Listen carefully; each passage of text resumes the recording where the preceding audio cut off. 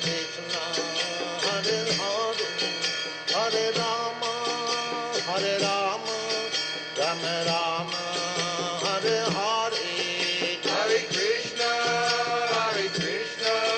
Krishna Krishna, Hare Hare, Hare Rama, Rama Rama, Hare Hare, Hare Krishna, Krishna Krishna, Hare Hare, Hare Rama, Rama Rama, Hare Hare, Hare Krishna, Krishna Krishna, Hare Hare, Hare Rama, Rama Rama, Hare Hare, Hare Krishna, Krishna Krishna, Hare Hare, Hare Rama, Rama Rama, Hare Hare, Hare Krishna, Krishna Krishna, Hare Hare. Hare Krishna devotees, Nandavad Pranam. Welcome to Nityam Bhagavata Sevaya. Today we will be playing the recorded lecture of His Grace Gauranga Prabhu from from Canto 4, Chapter 30, Sloka number 28. I will be playing the recording now. Kindly be with me.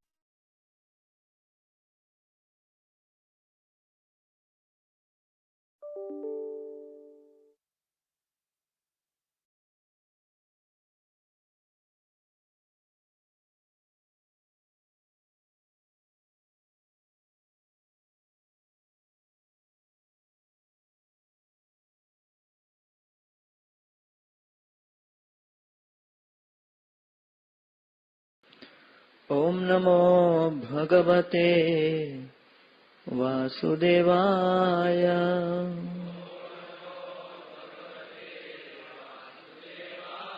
Om Namo Bhagavate. Is the volume audible, Prabhuji, Mataji? Yes, Prabhu. Yes, Prabhu. Okay. Vasudevaya.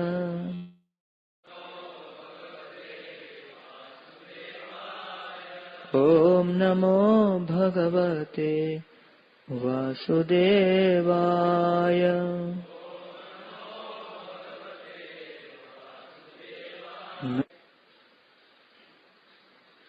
Reading from Srimad Bhagavatam, Canto 4, Chapter 30, Text 28.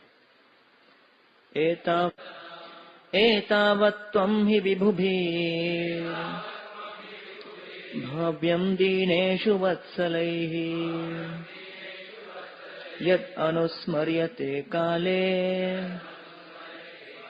sabuddhya bhadrarandhana.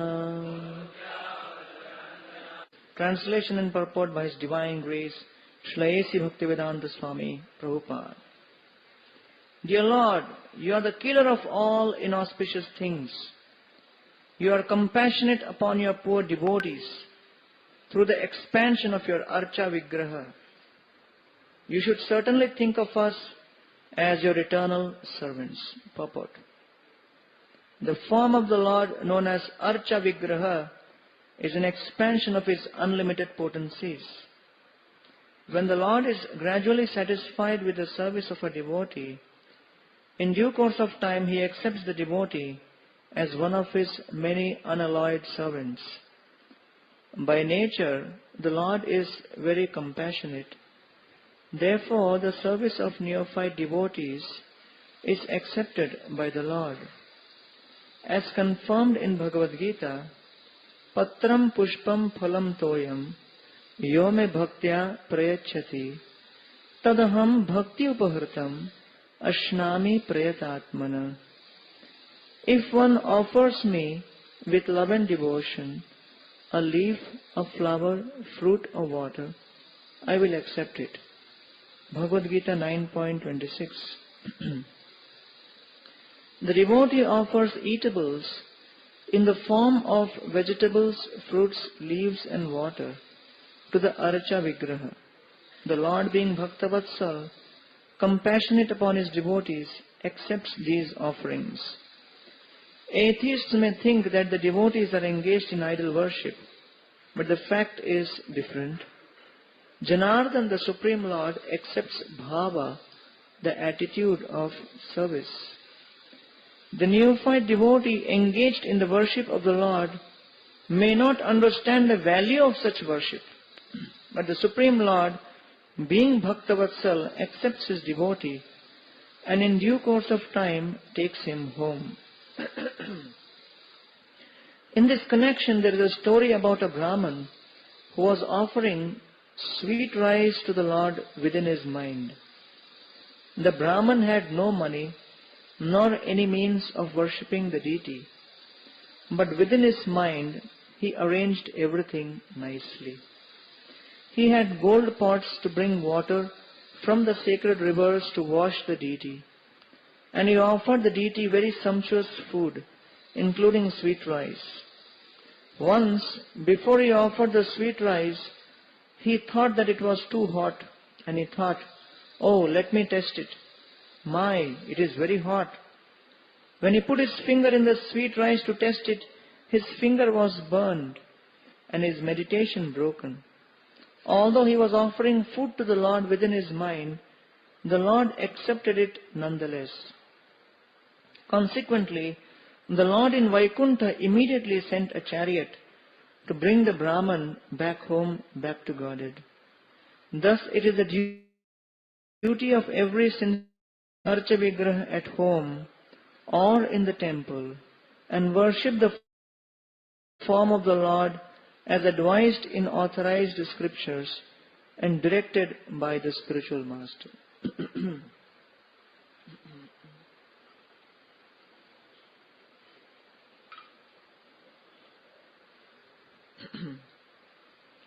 Hare Krishna. So seeking the blessings of Praghosha Prabhu, before we begin this discourse, a very interesting topic. Srila Prabhupada is emphasizing on the aspect of how Krishna is bhavagrahi, accepts the mood or attitude of service. So basically we will discuss today 3 points, 3 very interesting features of this, that what kind of a bhava or attitude Krishna willingly accepts. Secondly, what kind of a bhava or attitude Krishna, even though not very pleased, but forgives. And third is, what kind of bhava or attitude is unacceptable to Krishna. So what is acceptable, what he neglects, and what he cannot neglect and finds unacceptable. So these are 3 features of what we are going to discuss today from this beautiful purport of Srila Prabhupada. So first of all, we'll see what kind of attitude Krishna accepts with great pleasure. And Prabhupada is quoting the verse from the Bhagavad Gita, Pattaram Pushpam Phalam Toyam Yome Bhaktya Prayachati. So,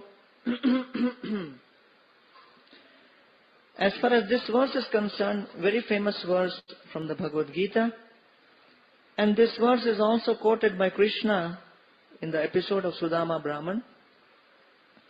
When Sudama has come to Dwaraka and he is about to offer Krishna his chipped rice, but seeing the great love and affection with which Krishna is receiving him, offering him worship, he feels embarrassed to offer this chipped rice.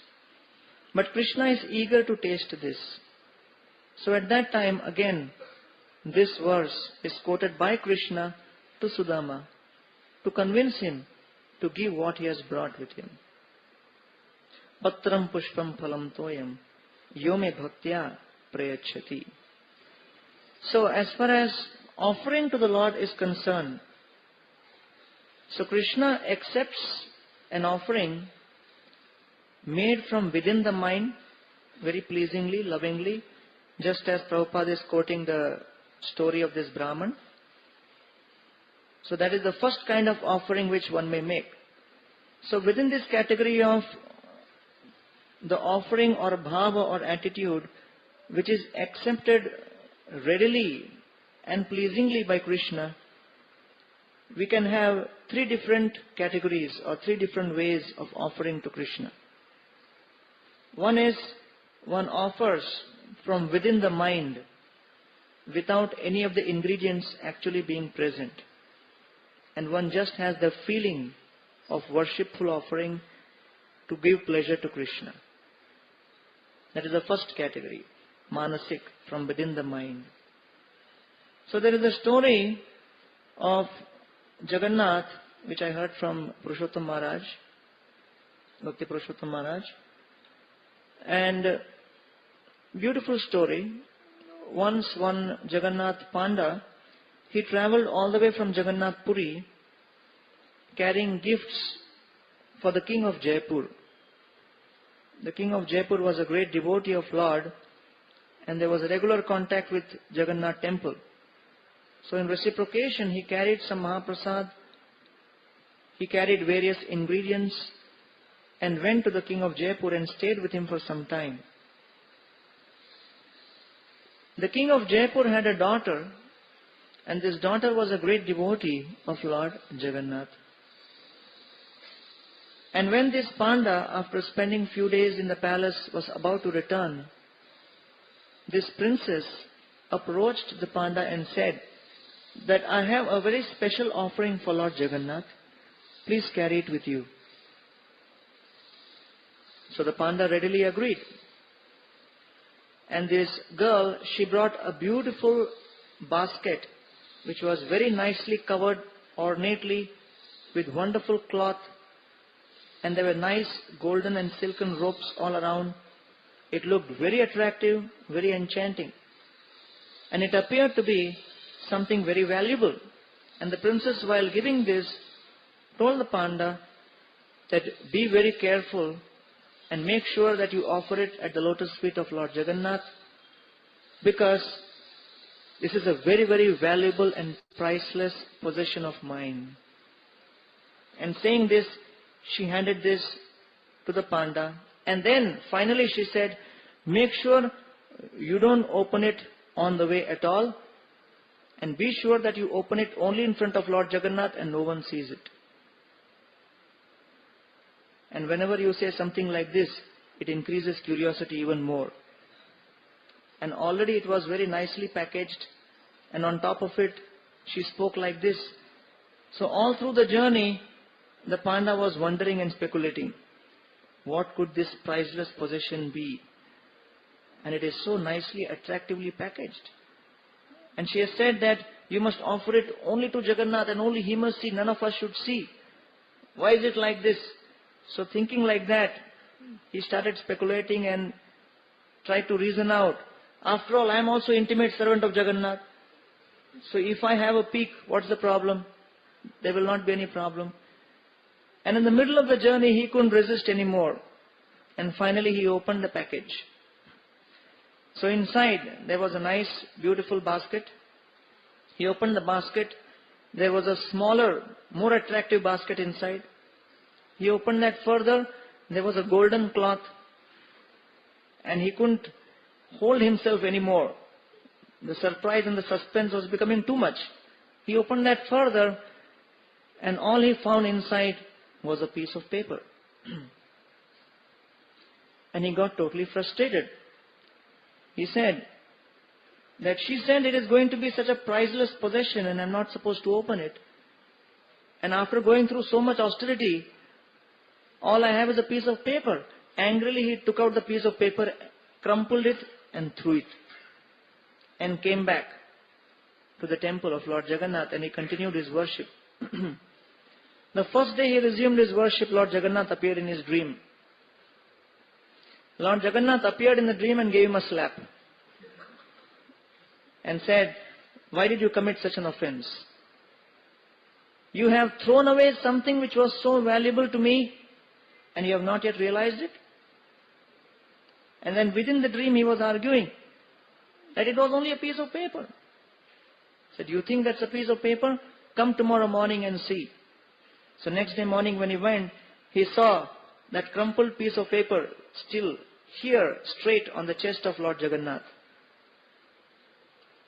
And immediately he went and picked up that piece of paper and he opened it. And there was a message written in that piece of paper.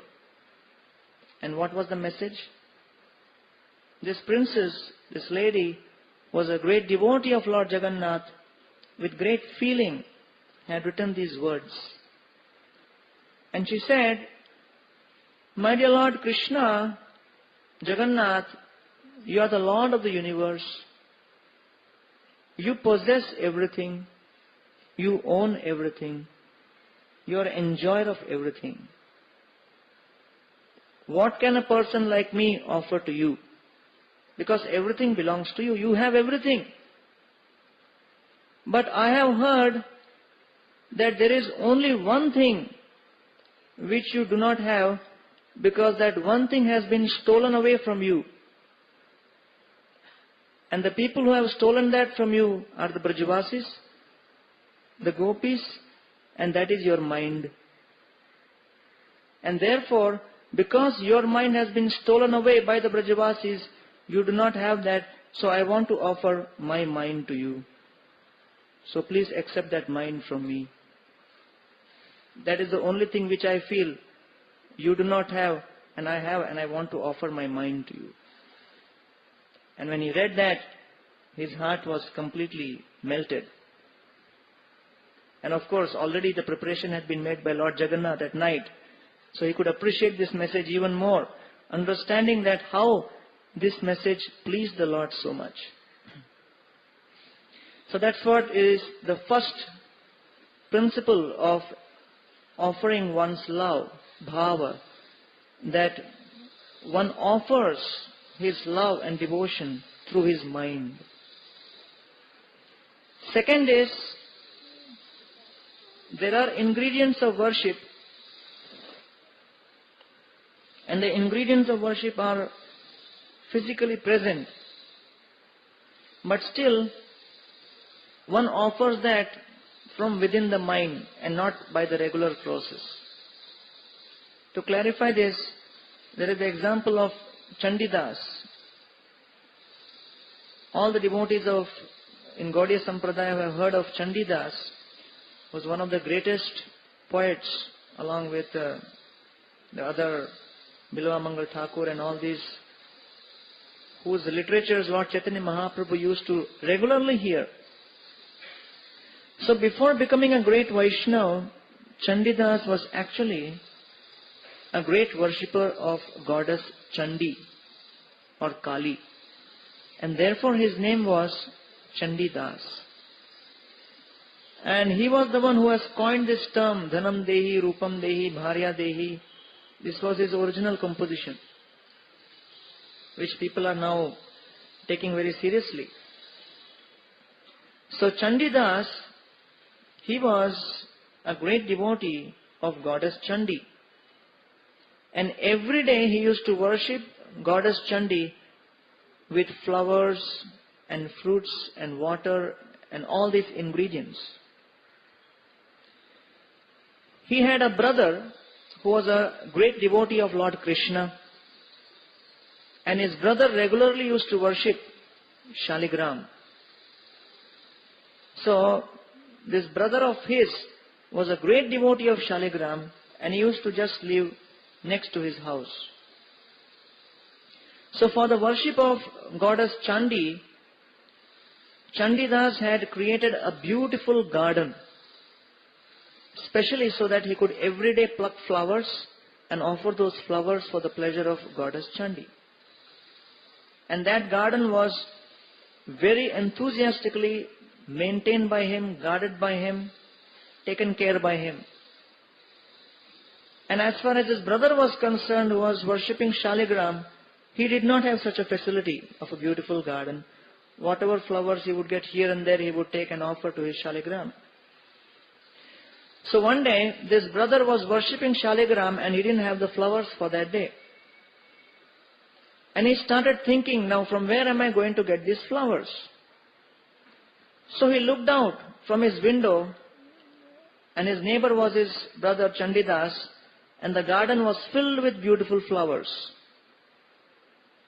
So Chandidas's brother started thinking that since this whole garden is filled with flowers, and Lord is Bhavagrahi, He accepts the mood, the sentiment with which an offering is made, and I am not allowed to go and physically pluck the flowers.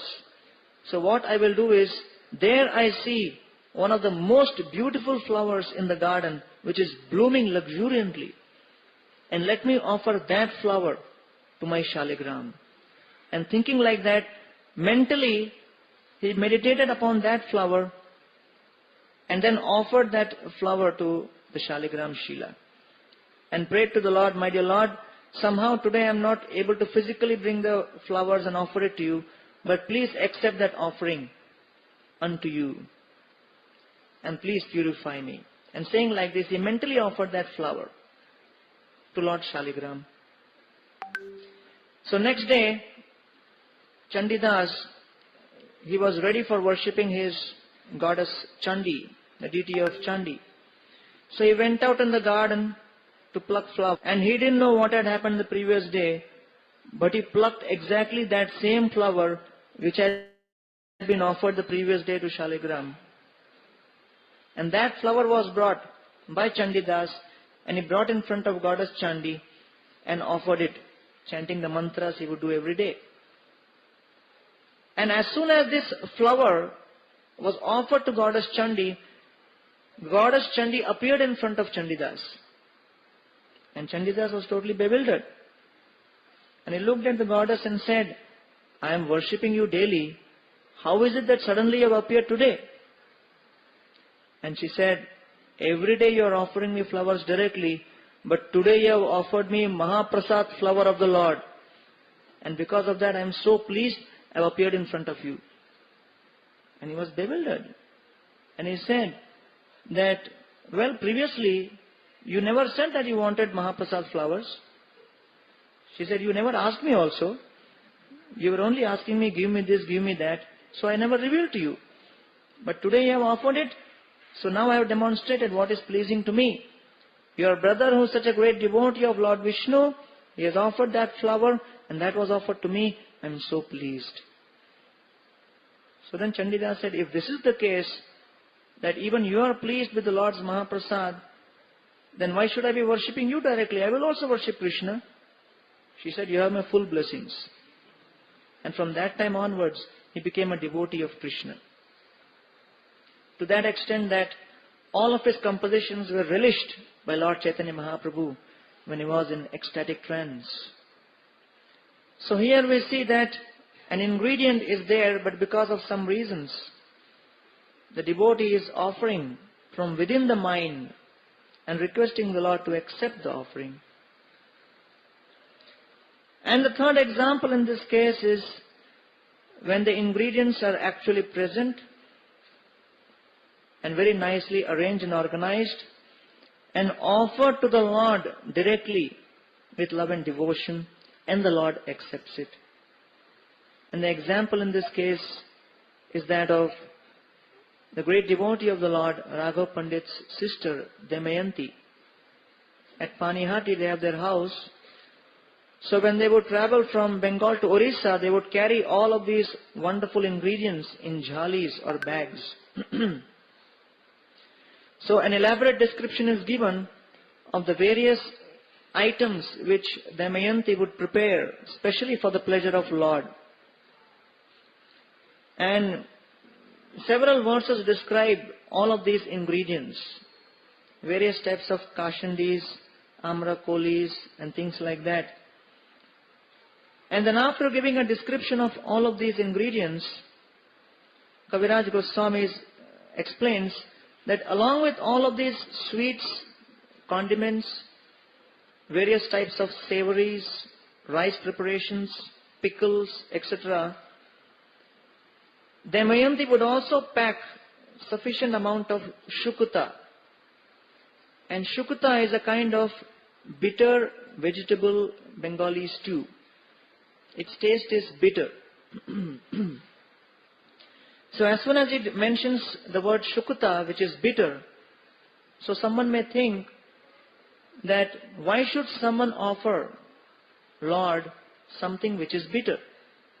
Because if you are offering with love, then you should offer something which is sweet or salty or tasty. But what is this bitter taste? And even we have seen that people have very extreme reactions to Karela. Some people love it like anything and others can't tolerate at all. Some vegetables have this capacity to have extreme reactions.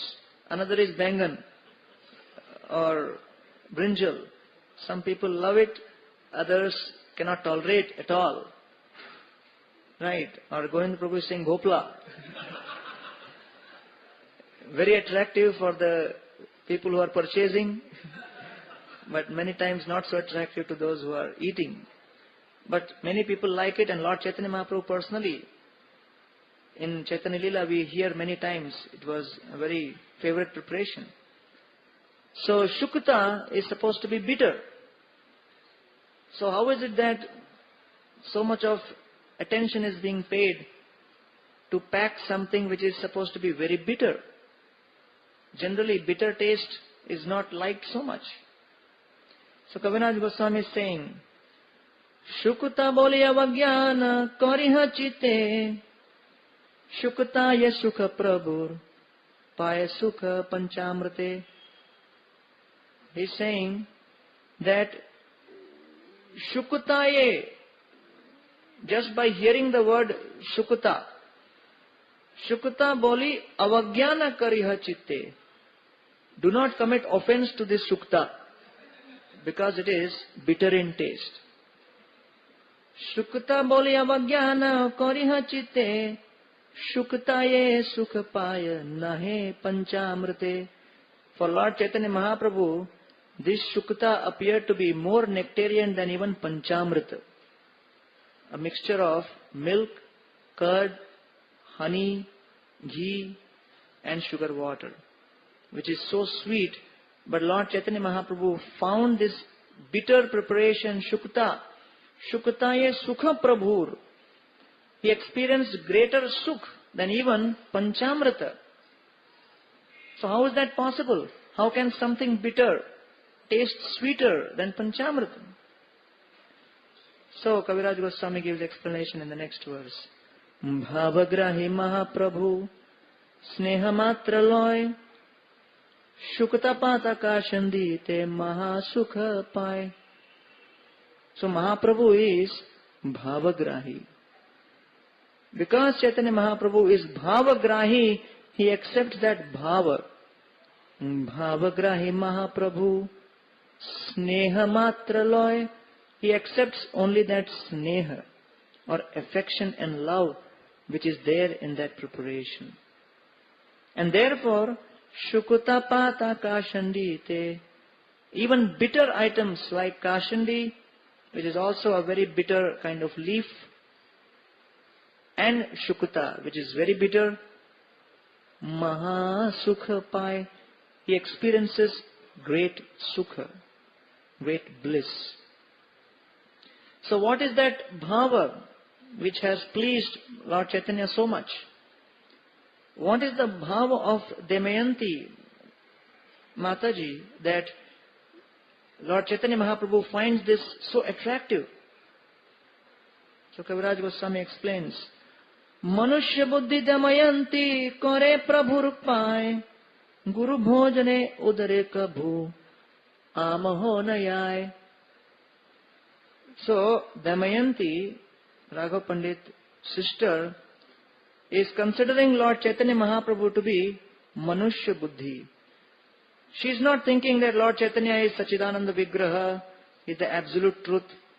He has a body made of eternity, bliss and knowledge, and therefore he is the source of everything, and all universes enter into him, so anything can enter into him. So what is the problem? No. She has a feeling of devotion. Manushya Buddhi Damayanti. So she has a feeling that he is just like an ordinary person. Kare Prabhur Pai. That is her feeling towards the Lord's lotus feet. And therefore she thinks, Guru Bhojane. So Bhojane means eating.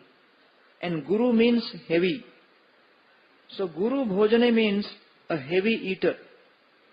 That if someone eats very heavily, right? So all of us know Guru means heavy. So this is a very nicely used term, Guru Bhojane, eating heavily, right? So in that sense we can take Lord Chaitanya Mahaprabhu's instruction, Amara agya Guru hoye. So the meaning is heavy. So Guru Bhojane here in this context means that if Lord Chaitanya Mahaprabhu eats very heavily, then he will have mucus problem or some indigestion. And therefore, amaho nayai, so that he doesn't get this ama or indigestion, let me have something which is bitter, so that that will counteract the influence all of these heavy foodstuffs which he eats. So this is the difference between an impersonalist Mayavadi and a devotee. And Krishna says in Gita, avajananti ma mudha manushim tanumashrita. Those who are mudha, they are also considering Krishna to be manushim tanu. And Damayanti is thinking Lord Chaitanya Mahaprabhu to be manushya buddhi. But there is a big difference. And that difference is the difference in bhava. Therefore, Prabhupada says that all the Mayavadis' different prayers and shlokas and glorifications of the Lord act as thunderbolts at Lord's lotus feet. He doesn't feel pleased by that, because their mood or attitude is to become one with the Lord. And whereas great devotees, when they consider Lord like this, it is with a feeling of devotion and affection. And then, in this way, the Lord feels very pleased. Shukta khaile sayyam hoibe kanash, say sneha mora bhavi, prabhura ullash. What gives Lord ullas or pleasure is this understanding that because she is packed all these wonderful items and she is made this Shukta thinking that I should not get indigestion, this feeling gives him a sneha mane bhavi. This feeling of sneha or affection gives him greatest pleasure. And so, this is an example of how all of these different ingredients are prepared with great concentration, attention to detail, and then packed very, very perfectly. And one person is made completely in charge. So there is one devotee called Makaradaja Kar. He is made in charge of carrying all these bags. And he considers these bags to be his life and soul, so that Lord Chaitanya Mahaprabhu can take great pleasure by eating this. So this is an example of how with great bhava, with great feeling, a devotee offers ingredients to the Lord, and the Lord accepts it with pleasure because of that feeling. Therefore this verse says, Patram pushpam phalam toyam yome bhaktya prayachati. So with devotion, tadaham bhakti upahritam. So Chakravarti Thakur explains that the Lord accepts this with so much devotion, and he is so much bewildered sometimes by the devotee's cry that patram pushpam, even pushpam ashnami. Even if flower is offered, sometimes the Lord is so much in ecstatic trance that he puts the flower in his mouth also. And then he realizes this is not edible. But why he does that? Because he is in so much of bliss, hearing the devotees cry that please accept this offering. So, on one hand, the Lord accepts ingredients which are offered with great bhav, with great love and devotion. And then, the second category which we are about to discuss is, okay, a devotee who sincerely is serving Krishna may sometimes also commit some error. So another aspect of bhavagrahi is that Krishna, understanding the mood of the devotee, he does not misunderstand the devotee's integrity and his real feelings, but pardons some inadvertent mistake which he may commit. That is another aspect of bhavagrahi. That means a devotee is sincerely serving Krishna. He has committed himself sincerely to serve the mission of Krishna. But then in the course of his service, there may be some errors because we are not perfect. We may make some mistakes. We may slip sometimes. But because the Lord is bhavagrahi, He accommodates that. And this is, I would say, a more profound aspect of the Lord's being bhavagrahi. There is one beautiful pastime where the devotees from Bengal are coming to Orissa. I was in Delhi recently and I was staying in someone's house, so a certain Antalila section was lying there in the house, so I was just going through that. So I found this section and I found it very interesting. So although I have not read the other Adilila, Madhilila, but somehow I found this section, so I am just narrating this. So what happened was, the devotees from Bengal, headed by Shivananda Sen, who was like their in charge of organizing everything for the yatra, was bringing them to Orissa. And on the way they would have various toll collecting booths. And Shivananda Sen would himself make sure that all the devotees are taken care properly, and he would take care of all of these formalities. So on one such toll booth, there was some delay, and the devotees passed ahead, and Shivananda Sen was held back, and he could not catch up with the devotees. And by this time, the devotees reached a village, and they were waiting for Shivananda Sen because only he knew exactly what was the accommodation arrangements in that village. And so all of us have experienced many times when we are traveling, that we reach some places and there is some delay, and then naturally we become little restless. But problem here was, one person who became really restless was Nityananda Prabhu. And when he became restless, he became really very upset. So it is described, Nityananda Prabhu bhuke vyakula hona, Shivananda gali pade vasana pana. So he was upset because of hunger, Nityananda Prabhu, bhuke vyakula hona. And so what did he do? Shivananda gali pade. He started calling Shivananda Sen ill names. Why? Vasana hana. He has not arranged any accommodation for us, and we are feeling so hungry. So Nityananda Prabhu said, I hereby curse Shivananda Sen that because of this, let all of his 3 sons die.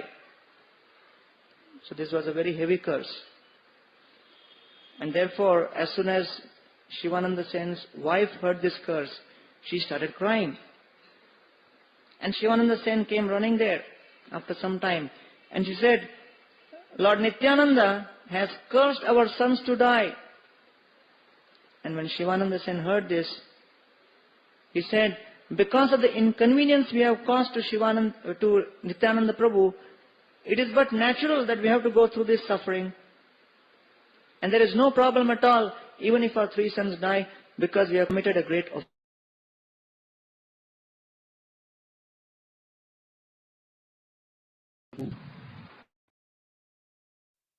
There are always problems in any kind of yatra, historically. Nothing goes perfect, smooth. And we can see here, now Shivananda Sen is going to pacify Lord Nityananda. And as soon as he approaches Lord Nityananda, Eta bole Prabhu Pashe,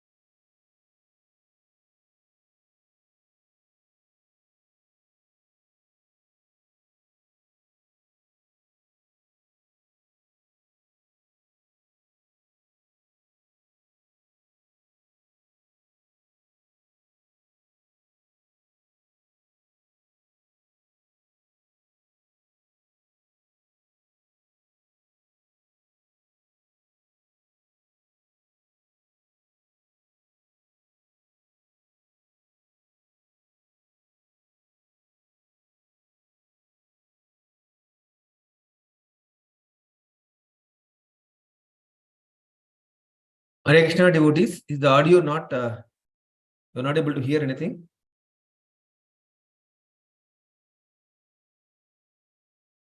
Hare Krishna devotees.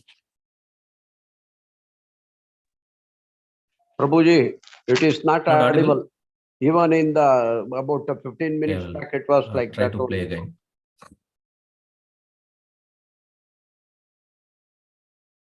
Mainly the last part, Prabhu. After that, Shivananda Saint's wife, from there we are not able to hear.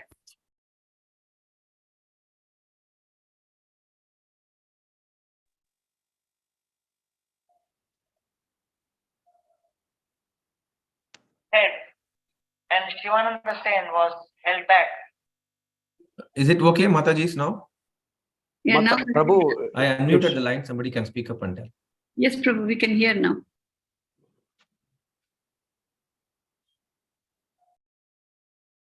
Hare Krishna.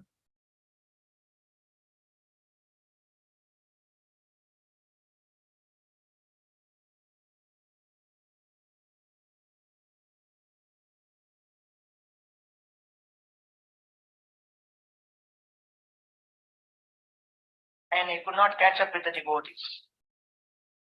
And by this time, the devotees reached a village and they were waiting for Shivananda Sen because only he knew exactly what was the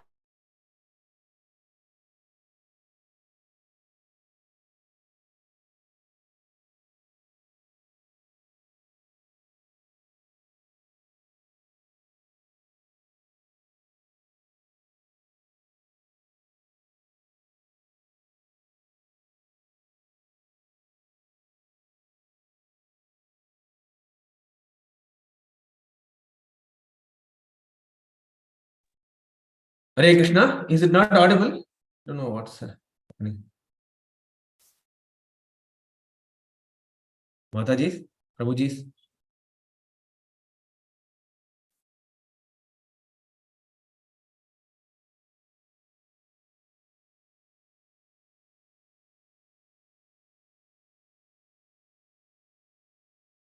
I unmuted now. Can somebody confirm whether you are Prabhuji, able to hear even it clearly? now also not audible, Prabhu. Yes, Prabhu, not audible now, Prabhu. Okay. It came, appeared for a while and then it went away. Hare Krishna. Vyakula hona.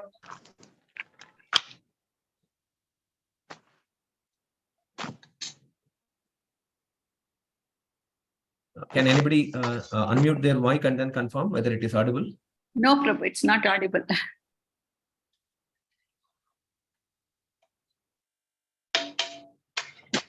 Hare Krishna. Or you can type it via text. Prabhu, you are audible, but the lecture is not audible.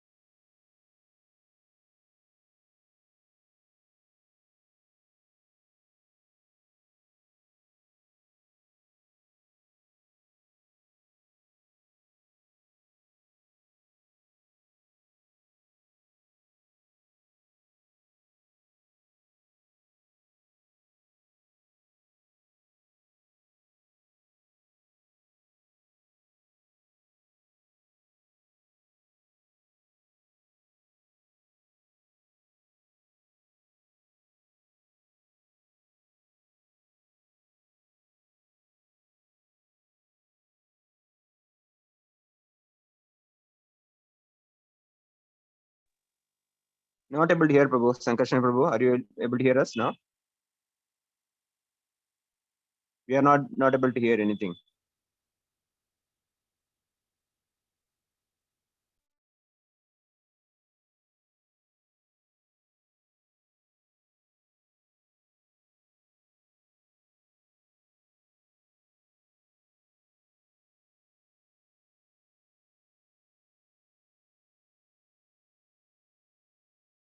Hare Krishna devotees. Prabhuji, are you able Not to hear audible. us Sorry, now? Prabhuji, I will disconnect and play again, Prabhuji. I think there is some Okay, audio okay. issues in my Okay. laptop. Just a minute, Prabhuji. Okay.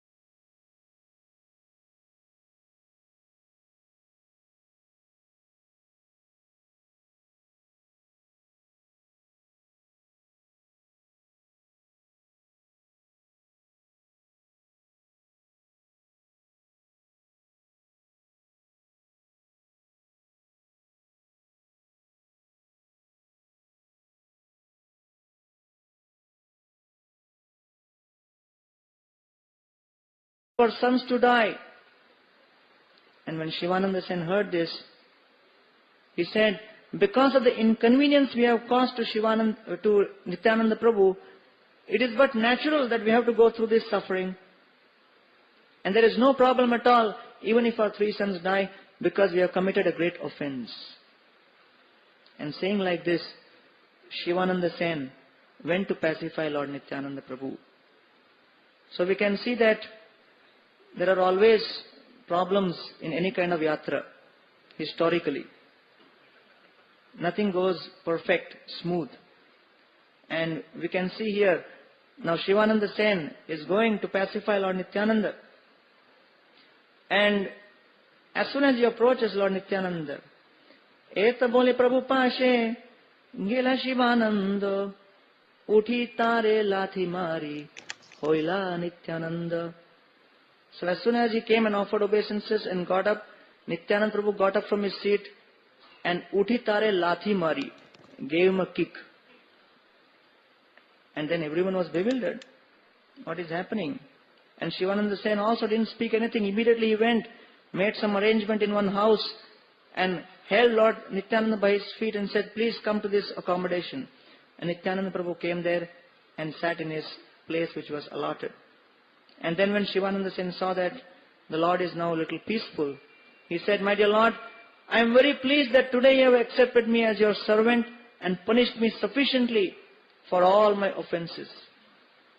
I am very, very thankful to you that today my janma, my kula, my karma, dharma, artha, kama and bhakti all have become successful simply by receiving the touch of your lotus feet. And then he says that Brahmara durlabha tomar Sri Charana Renu Hena Charana Sparsha Paila Mora Adhama Tanu. To receive the speck of dust of your lotus feet is so durlabh, so rare, even for Lord Brahma. And I have been so fortunate that I have received complete mercy. You have kicked me, and therefore I have been completely bathed by your divine lotus dust of your lotus feet, and so I am so pleased. Thank you so much. And as soon as Nityananda Prabhu heard this, he immediately got up and embraced Shivananda Sen. And at this stage, Kaviraj Goswami, he gives a warning. Nityananda Prabhu Sabha Charitra Vichitra Kruddha Hona Lathi Mare Kore Tarahit. So one should not imitate this example of Lord Nityananda, and one should not take this as a routine way of expressing displeasure with management. But one should know who Nityananda Prabhu is. So Nityananda Prabhu Sabha Charitra Vichitra. Whatever Nityananda Prabhu does, many times his activities appear contradictory. So Vichitra means contradictory. But Kruddha Hone Lathi Mari. In anger, even if he kicks, Kore Tare Hit. One who receives that kick, he is also benefited immensely. For his benefit only he does this. And therefore one should not imitate Lord Nityananda Prabhu, nor should one be bewildered by what kind of activity is this. So anyway, what happened was, one person was bewildered. And that was Shivananda Sen's sister's son, Shivananda Sen's nephew. His name was Shrikanta. And in the absence of Shivananda Sen and Lord Nityananda, he started speaking to a group of devotees that Lord Nityananda Prabhu, he has displayed his superiority over my uncle like this by kicking him on his head. Even my uncle, Shivananda Sen, is one of the intimate associates of Lord Chaitanya Mahaprabhu. And how is it that he has been kicked like this? So he was quite bewildered. And he was agitated. And he could not control himself. And he immediately went to clarify this matter with Lord Chaitanya Mahaprabhu. Because it is Nityananda Prabhu's matter. Who else he can clarify? There is only one more person remaining. That is Lord Chaitanya. So he goes to Lord Chaitanya Mahaprabhu. And as soon as he comes in front of Lord Chaitanya Mahaprabhu, he offers his obeisances. But he offers his obeisances with his shirt and with his coat on. And the verse says, Petangi goy kore, dandavat namaskar, Govinda kohe Shrikanta petangi utar. So according to the traditional strict Vedic rules, while offering obeisances in front of the Lord, one should not have any upper clothes on. And therefore in many South Indian temples you will find that remove your shirt while entering, or you wear only upper cloth, angavastra, like that. And that is according to the Tantra Shastras. So mercifully we have been given Pancharatra. So we do not have to go into all those details. But then there are verses in the Tantra Shastras which says that Vastre navrata yo pranamet harim. If one offers obeisances with shirt on for 7 generations, something deadly will happen. Things like that, which is scary. And practically for us in ISKCON temples, it will create one more problem if everyone has to open their upper vastras before offering. Along with shoe stall, we have to have a hanger stall also. And already we have trouble handling shoe thieves. And we'll have one more set of clothes thieves. So mercifully, all those strict rules and regulations are not to be followed now as Kali Yuga progresses. And Prabhupada has given us simple formula.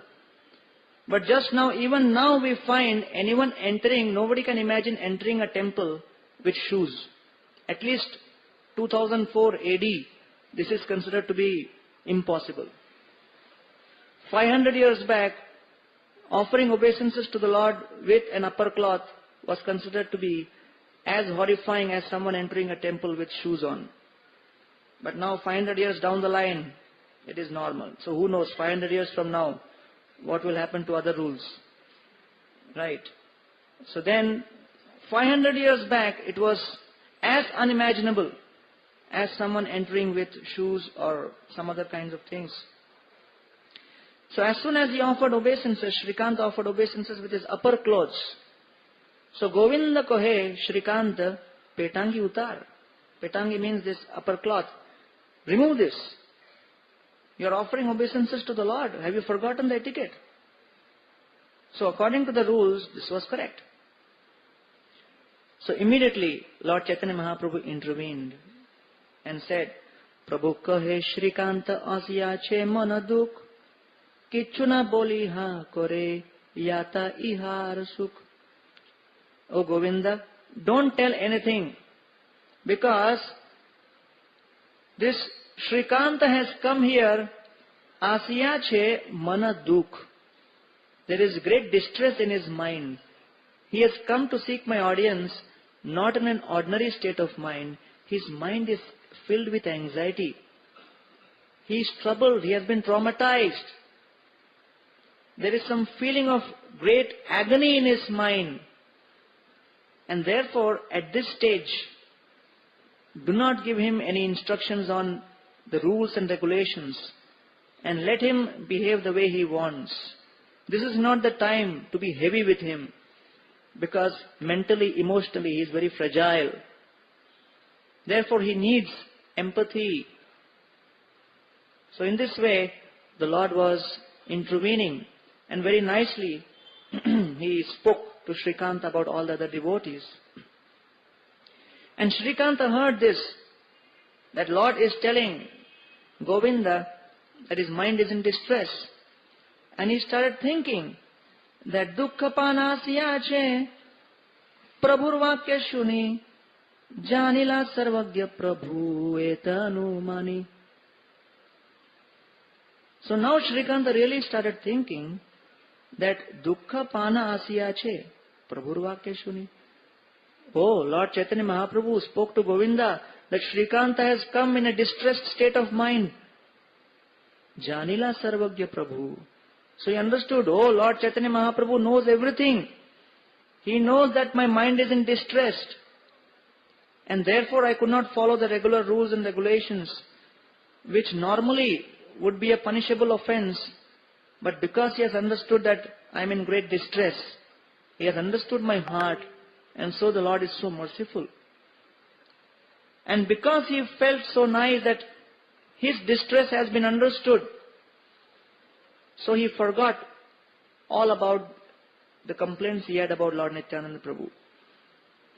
And he no longer spoke anything about what he wanted to speak about the episode between Lord Nityananda and Shivananda Sen. He just kept quiet. And then all the other devotees came. And so in this case, the Lord is demonstrating that he understands the hearts of a devotee. And sometimes when a devotee is in a state of distress, devotees are sincere, they are dedicating their lives because they want to give up sense gratification, they want to practice Krishna consciousness seriously. That's why they have come here in ISKCON. But then over a period of time, in the day-to-day practice, one goes through various ups and downs, various kinds of troubles, obstacles, problems may come. And on certain days the mind is disturbed and distressed, and one may act and speak in certain deviant ways which may not exactly be according to what the Shastras declare and dictate. But then the Lord understands such temporary disturbances going on in a devotee's mind, and then forgives such a devotee's misbehavior or improper conduct or a breach of etiquette. And in this way we find this, the Lord is bhavagrahi, appreciates a devotee's temporary difficulties. And in this way, the devotee also feels very good. So Srila Prabhupada was also like this. When he was dealing with devotees, and when he could understand that someone has committed an offense or some problem because of some disturbance beyond his control, then he would be very, very generous. He would overlook and sometimes neglect. What he could not tolerate was laziness or some kind of negligence because of inattentiveness. But otherwise, if a devotee is genuinely in some kind of distress and problem, then just like the Lord, we should also understand bhava, that with what mood such a person is practicing Krishna consciousness, and then forgive even some inadvertent offense which may have been committed. And in this way, this is one beautiful example of what the Lord forgives and overlooks. So first the Lord accepts the bhava pleasingly. Second, the Lord overlooks or forgives some offense which may be committed, understanding the mood of the devotee. And the third is, what kind of a bhava the Lord does not accept at all, finds it unacceptable. And this example we find in the 10th canto of Srimad Bhagavatam. Krishna is traveling from Dwarka to visit two great devotees, Bahulashva and Shrutadev. So Bahulashva is a great opulent king, and Shrutadev is a nice, humble, gentle Brahman devotee who is very poor. So Krishna expands himself into both their houses, into the palace of the king also, and in the hut of Shrutadev also. And so now Krishna has entered into Shrutadev's house. We should remember that Shrutadev is also a very poor Brahman, just like Sudama, does not have much to offer. So he offers a nice sitting place made of straw mat, some tulsi leaves, water, simple flowers. And then for the Lord's pleasure, Shrutadev starts dancing. That is his entertainment for the Lord. And then he starts offering along with his entire family beautiful prayers glorifying the Lord. So Shrutadev offers prayers to the Lord in a series of verses. And as soon as he ends glorifying the Lord, then the Lord holds Shrutadev by the hand, and then with a smile on his face, Krishna starts speaking to Shrutadev the following very important verses. And he says, Brahmante anugraharthaya sampraptan vidhi amun munin sancharanti maya lokan punanti padarenubhi. He says, Shrutadev, thank you very much for your glorifying me and offering me nice worship, respecting me, offering all these facilities to me. But Shrutadev, let me bring to your notice that I am not traveling alone.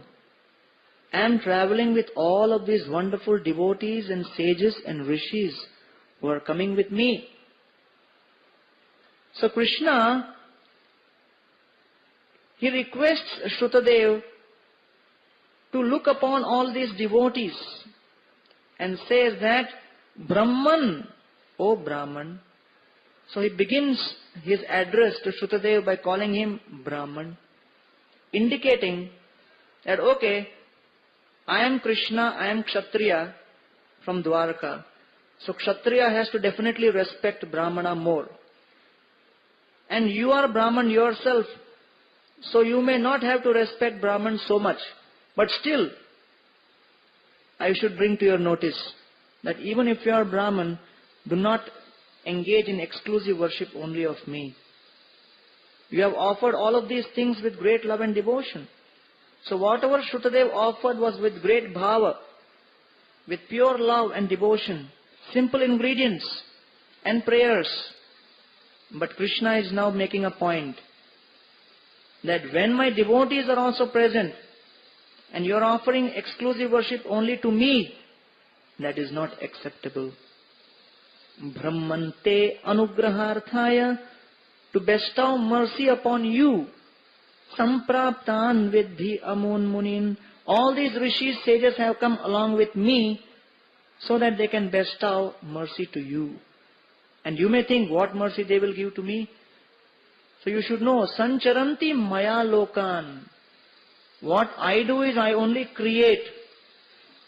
I just create this material world, maya lokan, but punanti, these great sages purify it. So their power is greater than mine. I am only a creator, they are purifier. How do they purify? Padarenubhi. With the dust of their lotus feet, these great sages who are traveling with me, they are not ordinary souls. Devaha kshetrani tirthani darshana sparshanarchanaihi shanai punanti kalena tadapi arhatamekshaya. So one may think that worshipping deities is very important. Going to holy places is very important. Taking bath in holy rivers is very important. And we automatically become very reverential in our approach. We become very, very careful in our mood while approaching these. We prepare ourselves, oh, we are approaching Dham. We are going to take bath in Yamuna or Ganga. Or we are going to worship the deities. So one becomes sober and serious. Darshana, Sparshana, Archanai.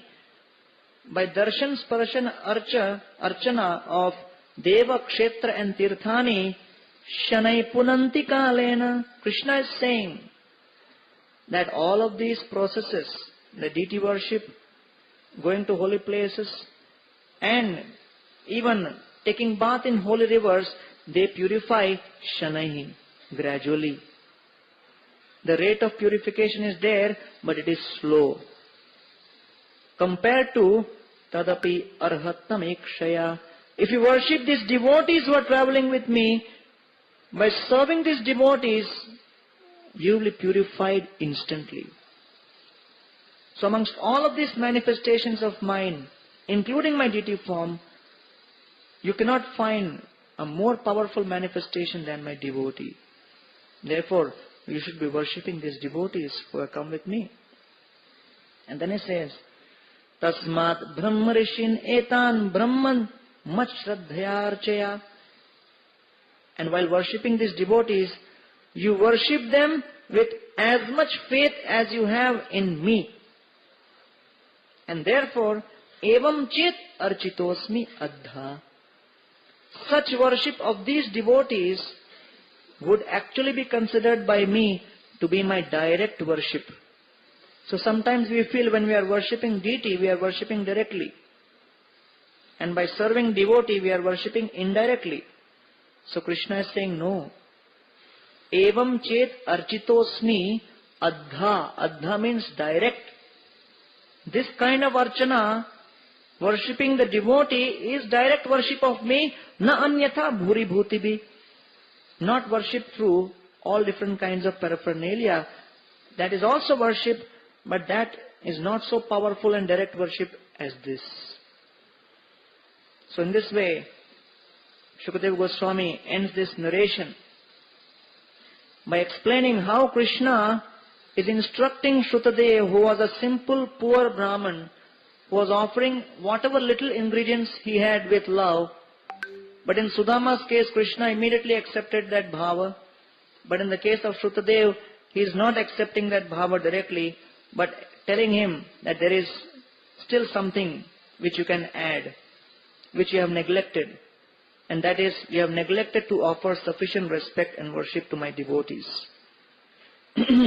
So worship of Krishna with all bhava, with full pure bhava, without considering or neglecting the devotees, is not accepted.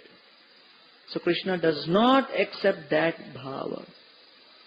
Although he is bhava grahi, but there are certain very strong no's in Krishna's rules and regulations. Something totally unacceptable. At any cost he will not compromise. So this is that example. And so Shukadeva Goswami ends this whole pastime by saying, Evam subhaktayo rajan bhagavan bhakta bhaktiman. Evam swabhaktayo rajan bhagavan bhakta bhaktiman. So Krishna is known as one who becomes a devotee of his devotee. Bhakta bhaktiman. So in this way, meeting his two devotees, Shrutadev and Bahulashva, Punardwaratayam agat, Krishna returned back to Dwaraka. After establishing this very important philosophical principle, that do not think you can approach me directly, do not think you can please me by neglecting my devotees. You have to please me, then you have to please my devotees. And the same principle Krishna told Duryodhana also. You are trying to give me Chappan Bhog, But on another hand, you are always trying to kill my devotees all through. Right? So how can I accept this? You are trying to display your love for me through all this paraphernalia, but your mood is envy towards me, and that is expressed by your envy to my devotees. So these are the three very important aspects of bhava. That one which is acceptable to Krishna and pleasing to the Lord, offered through mind, through ingredients, and offered conscientiously directly to the Lord. And secondly, in case a devotee is in some kind of difficulty, the Lord understands that also, appreciates that also, and overlooks so-called offense. And third is, the Lord finds neglect of His devotees totally unacceptable. Jai Shri Radha Gopinath Ji ki, Nitai Gaur Chandra ki, Girdhari Gopal ki. And in this way, He does not accept that at all, in any case. Like Dr. Patel was arguing with Srila Prabhupada, that you have made ISKCON Juhu, and the deities are on the ground floor, and right above the deities on one side, the devotees are staying. So how devotees can have position higher than that of deities? And Prabhupada said, our philosophy is Mad Bhaktya Puja Vedika. That worshipping my devotees is greater than worshipping me, Krishna is saying. And therefore, first devotees. Even in Mayapur, Prabhupada said, before the temple room, first make the guest house. First make the devotee quarters. So first the devotees' quarters were arranged, and then the main temple was built gradually. So Prabhupada was always very careful to make sure that the devotees were taken care. And that is the most important principle. And even in Krishna conscious circles, we have seen that some mistake may be there, but it is always better to take a lenient stance, because that is good in the long run. Srila Bhaktisiddhanta Thakur came for the temple opening, but he would refuse to go ahead because one devotee, because of neglect, had gone away. And so first he wanted that matter to be rectified. Even once Bhaktisiddhanta Thakur entered into a temple room, and some devotees were catching hold of one new man who was offering obeisances on the way. And he was in the way of Bhaktisiddhanta Thakur. They caught hold of him and pushed him aside, saying, Guru Maharaj is coming, move. And Bhaktisiddhanta looked at them and said, why you are behaving so violently with this man? So just because I am coming, you don't have to treat him like this. So therefore, take care of each and every person who comes to the temple, because they are specially invited by the Lord. So that is the most important principle. So in this way, in this beautiful verse and purport, Srila Prabhupada is explaining the Lord as Bhavagrahi, or one who accepts the attitude of a devotee's service. Thank you very much. Srila Prabhupada ki. So any corrections and additions by Pragosha Prabhu?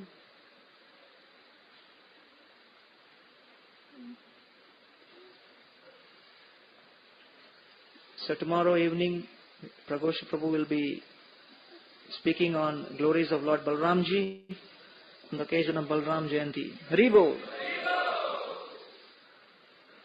Srila Prabhupada ki, Grantharaj Srimad Bhagavatam ki, Nitai Gaur Premanande.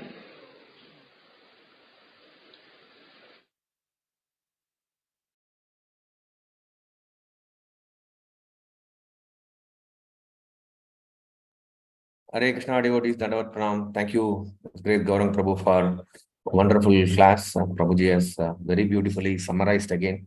So I'm not repeating that. Devotees may please unmute your lines to share any comments or reflection. Apologies for the technical inconvenience in between we had for a few minutes. My sincere apologies. Excellent selection, Prabhu. Amazing today. Thank you very much, Prabhu. Thank you, Mataji. Actually, this Prabhuji, when we were speaking about the sadhakas, like we would have taken up the vows and we may be doing sadhana, but in between there will be difficulties. So that gives a lot of hope and strength that Lord is merciful and Hare Krishna Prabhu, very nice audio Prabhu, especially Shivanand's behavior Prabhu, it's tear-jerking. It only shows how far we have to go in our behavior Prabhu. Thank you for the very good audio Prabhu. Hare Krishna. Thank you, Mataji. Thank you. Hare Krishna. Any other comments, or can we end today's session? Okay, so we'll end today's session with Vaishnava Pranam. Hare Krishna devotees, tomorrow we have Panihati Yatra, so there is no Srimad Bhagavatam class via Zoom, so we will be having class in the Sri Kaveri Ghat itself. So just wanted to remind here. Vancha kalpatarubhyasya krupa sindhu jayevcha patitanam pavanebhyo vaishnavebhyo namo namaha. Granthra Srimad Bhagavatam ki jai, Srila Prabhupada ki jai. Prasadeshwar Prabhu, you wanted to say something? No. Thank you, Prabhu. Thank you. Hare Krishna devotees, I will end the Zoom session now. Jai Gaur Premanande, Hari Bol.